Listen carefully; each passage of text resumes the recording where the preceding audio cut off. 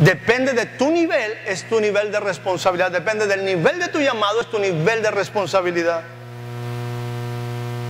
Así es que Moisés va siguiendo la instrucción de que es el tiempo de ir a liberar al pueblo.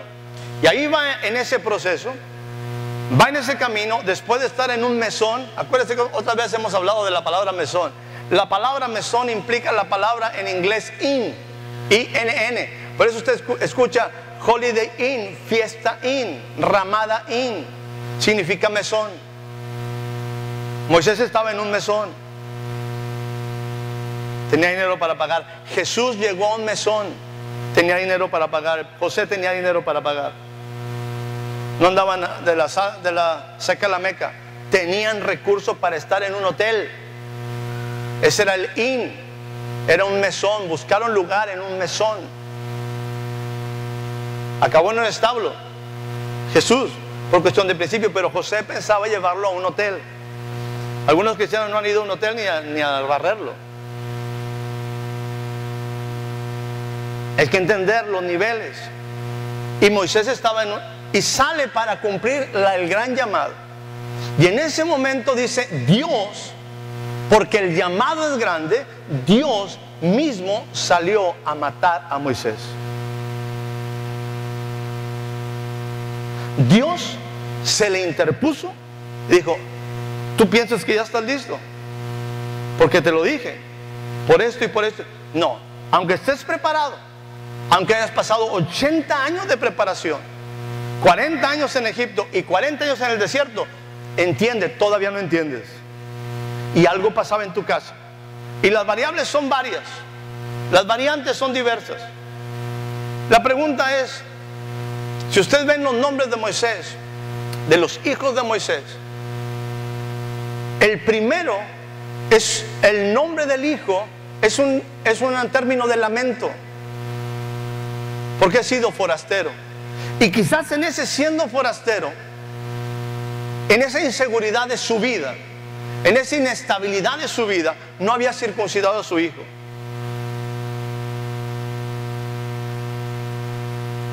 Quizás.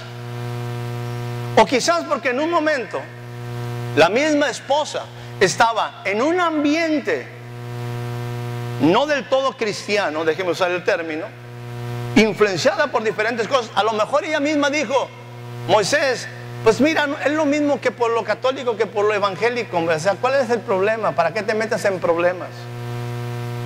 Mejor espérate hasta que tenga la edad.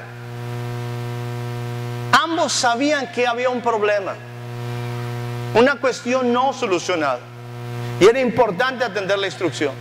Es importante vivir. Cuando el llamado es grande, los principios tienen que ser cubiertos porque es más alta la demanda.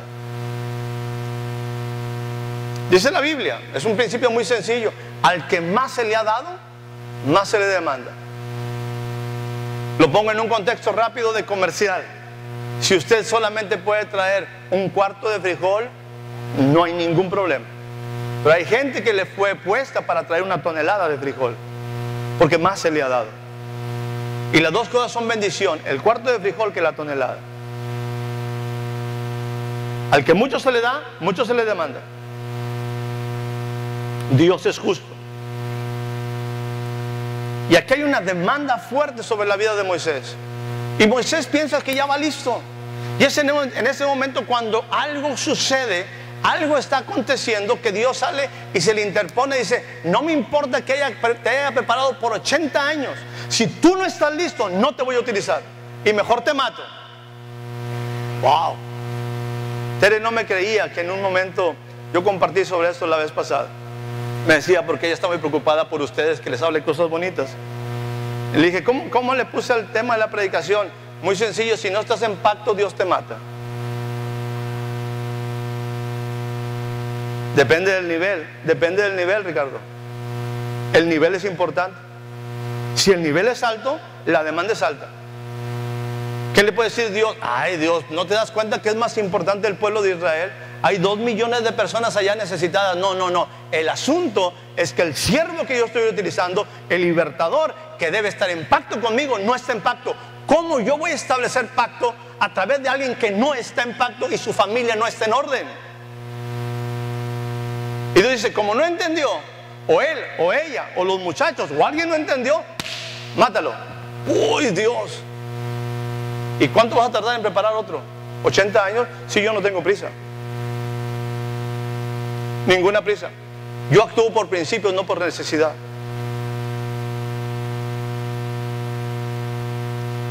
La cuarta mujer, Séfora, se da cuenta de la situación, rápido, actúa, toma un cuchillo de pedernal, corta el prepucio del muchacho que no estaba circuncidado y lo pone delante de su esposo.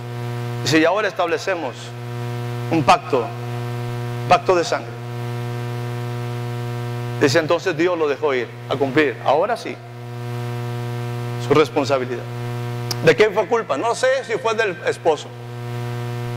Siempre la responsabilidad va sobre el varón. ¿Por qué se habían detenido? ¿Por la mujer? No lo sé. ¿Por los muchachos? No lo sé. Pero impedía que tales decisiones ellos pudieran cumplir el mensaje o el llamado a lo que Dios les había hecho. Es dura la palabra, es duro el mensaje, pero es una realidad. Cuando hay grandes llamados, hay grandes responsabilidades. Cuando hay grandes llamados, ninguna decisión es pequeña. Y en ese momento o a Moisés se le olvidó, o a Séfora Dios lo utilizó de tal manera que se restablece, se pone el orden en la casa, se pone en orden en el camino, se pone en orden el corazón para poder ser útiles delante de Dios. Orden es importante. Insisto, si usted y yo en un momento tomáramos la decisión, diríamos, Dios, no es para tanto, mañana, mira, algún día. Dice Dios, no, espérame, no son tus formas, son mis formas. No es tu manera, son mis maneras. Es la forma como debe de ser. ¿Cómo yo voy a pedirle a alguien que no esté en pacto, él y su familia, que vaya a establecer pacto a otro lado? ¿Cómo? La importancia de oír y de atender. Y esta es la cuarta mujer en el caso de Moisés. 4 mujeres que impulsaron en una manera y fortalecieron el ministerio de Moisés. Decíamos su mamá, instrumento, su hermana, la misma hija de Faraón y ahora su esposa. Por cierto, no se sabe exactamente qué significa, pero al momento de que esto se va, de que esto se establece en casa, la esposa y los hijos son Gerson y Eleazar, creo que se llaman los hijos. En un instante se van y dice la Biblia que lo devuelve a Yetro, su padre. Implica que a lo mejor se separa porque él mismo no sabía si iba a volver. Es hasta después, como hasta el capítulo no sé qué tanto hay, 17, 18 del libro de Génesis, cuando vuelve Yetro con su familia y le dice, Moisés, aquí está tu familita. Quién sabe si se quedaría nuevamente con él, pero ahí estaba la familia. Ahora, ¿por qué le digo que en un momento ella estaba también contaminada? Porque quizás su papá estaba contaminado también. ¿A qué se refiere con que Yetro estaba en un instante contaminado? Porque hay un momento cuando Yetro escucha en esa visita de Yetro con su papá, con la esposa de Moisés y con sus hijos, él dice, y al escuchar lo que Dios hizo a través de Moisés, dice lo siguiente. Yetro dice lo siguiente: ahora entiendo que en verdad Dios es grande entre todos los dioses. Ahora entiendo que el poder del Señor es grande y más grande entre todos los dioses. Y yo me preguntaría y le diría a Yetro, ¿y cuáles dioses? ¿Hay otros?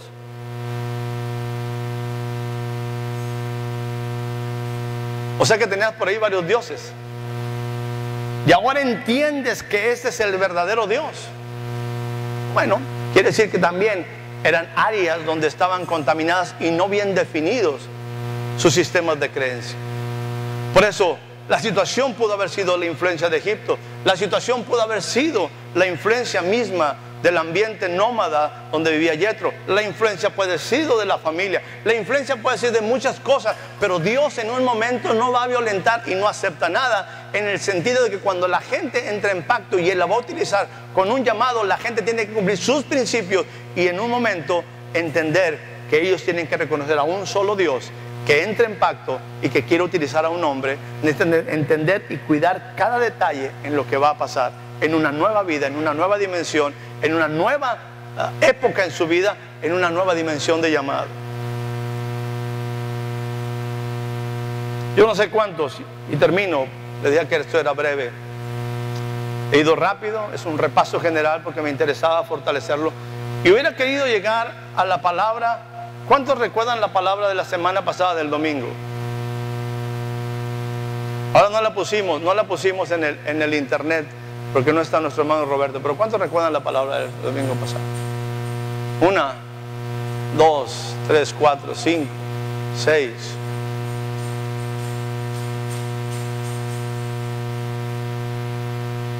Tiene que volver a escuchar la palabra que nos fue dada la semana pasada. Voy a Roberto que nada más llegando vuelva a poner la palabra de la semana anterior. Me voy simplemente a comentar que el deseo, la intención es que usted y yo, el deseo de Dios, en la palabra específica de Apocalipsis, cuando en un momento el Señor habla, dice, dile al ángel de la iglesia que está en Éfeso, que está en Tiatira, que está en Pérgamo, que está en Laodicea. Todo es un mensaje a la iglesia. Y finalmente, cuando habla de al que venciere, le dice absolutamente a las 7 iglesias, al que venciere. Dice, el que tiene oído, oiga lo que el Espíritu dice a las iglesias. A las iglesias. Y si Dios nos permite, la semana entrante estaremos hablando un poquito acerca de esto. Lo que el Espíritu dice a las iglesias. Al que venciere, yo le daré. Al que venciere, en forma individual. Pero es un trabajo del Espíritu a la iglesia, al individuo, a la iglesia universal, a la iglesia nuclear, al individuo, a la iglesia universal. Es muy importante que usted y yo aprendamos, entendamos que estos son tiempos. Y yo quiero decirle a usted de una forma muy precisa y muy específica. Estos son tiempos donde el Espíritu está hablando a la iglesia. El ángel, el mensajero, el mensaje está trayendo una dimensión de retos sobre nuestra vida, con cosas muy específicas en las que cada uno de nosotros tenemos que responder en forma individual al llamado de Dios, a saber entender las instrucciones. Y el que venciere será parte de lo que Dios quiere hacer en estos tiempos. No el que oyere, el que venciere, el que pusiere por obra lo que se le da como instrucción. Por eso la importancia de entender que Dios quiere sacarnos de la oscuridad, de la ignorancia, de la tribulación, de las tormentas. Por cierto, estaba hablando por ahí con alguien el día de ayer y cuando estaba platicando con él vino un chispazo. La Biblia en un momento no nos dice que en el camino del desierto, cuando la nube se movía, no dice si la nube era negra o era blanca.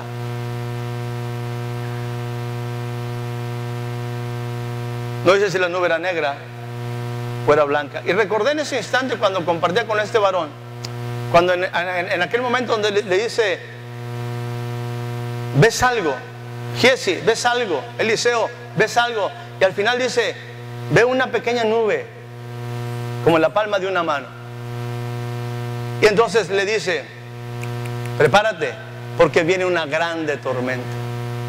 Generalmente las nubes de grande tormenta no son blancas. ¿Estás por ahí, Pedro? Generalmente las nubes de tormenta no son blancas. ¿Me estoy comunicando? Son nubes densas. Y cuando dice, apareja tu carro, prepara tu carro, porque ciertamente grande lluvia viene, no son nubes así nada más de sombrita. Son nubes de tormenta. Y cuando la tormenta viene fuerte, intensa, viene a probar los fundamentos de la casa, viene a probar los fundamentos de la vida, está probando los fundamentos de nuestro carácter. Y vinieron lluvias, y vinieron vientos, y crecieron los ríos, pero la casa estaba bien fundamentada. La nube en el desierto, entendemos que porque era el desierto, quizás eran nubes blanquitas, bonitas, pero en ninguna parte nos dice que eran tales características de la nube. Quizás eran lluvias, quizás eran nubes de intensa tribulación y problema, lo que iba a hacer que en un momento la casa fuera probada, como Dios prueba el carácter de nosotros, como Dios nos establece en un momento para utilizarnos. Y es entonces cuando en esos momentos, cuando Dios dice: ¿estás listo en serio para entrar a niveles diferentes? ¿Estás listo en serio para entrar en caminos diferentes? ¿Estás listo en serio para entrar a la escuela de Dios? No para andar jugando al religioso. ¿Estás listo en serio para salir de la oscuridad? Para salir de lo oscuro, de la ignorancia, de la tradición, de la religión. Pues muy bien, aprende a oír.